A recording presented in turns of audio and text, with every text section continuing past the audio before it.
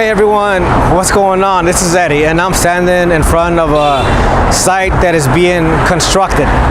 And this is going to help to remember the substantial performance doctrine because it applies in many times to construction cases. But before we start, let's do a little exercise here. So I'm going to say a word and you think about the opposite. Here we go. I'm going to say the word sun. So you should think about the moon. I'm going to say male, think about female. Big, small. Okay, you get the picture. Now, I'm going to say material breach, think about the opposite. And you might say minor breach or partial breach, that's correct.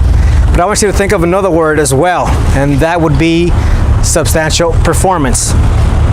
Where you have substantial performance, you do not have a material breach. So they're opposites. So if you have a material breach, you do not have substantial performance. Let's look at case law. Let's look at Plotz versus Jacobsen. There you had a couple. And they were like, we'll call them the homeowners. They contracted with the builders to construct a home. And the builder's like, okay, what do you want? They're like, we want a home. And we want stock floor plan. All right, let's do it. So they gave the builder some money. So before the project was completed, there was a dispute. And the homeowner said, we're not going to pay you anymore. And the builder said, well, I'm going to take you to court. So that's what happened. So the issue was whether the builder substantially performed in order to avoid material breach. And in that case, the judge said, well, there was no blueprints. It was just instructions for a home with stock floor plan. That was met.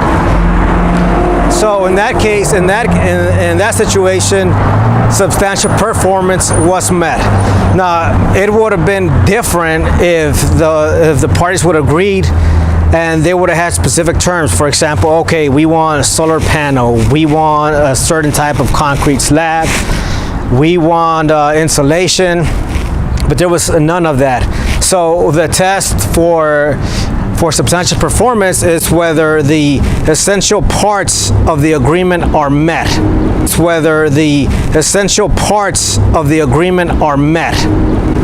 Now, let's take a step back and let's look at some of the consequences of being in material breach. So if a party is in material breach, let's say, for example, the builder, let's get away from those facts, and let's say that the builder, that he was liable for material breach. So in that case, the non-breaching party, they would be excused from further performing. Usually that means that they would not be required to make any more payments to the builder. And also the non-breaching party, they can sue in court for damages. Now let's look at minor breach. So in minor breach, it's different, the damages, because in that situation, the non-breaching party must still perform. They must still pay money even though it's the non-breaching party. And they may also be required to give the breaching party time to cure the defects in order to avoid a material breach. So I also want to mention this, the perfect tender rule.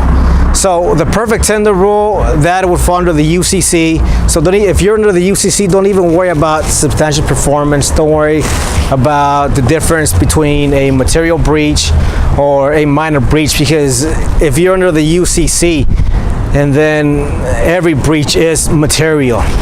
Okay, so before we go, okay, another term, another couple of terms, and I do, of course, want to say that this is I want to say that, well, of course, the word esoteric. This is esoteric language because people don't use this in everyday use.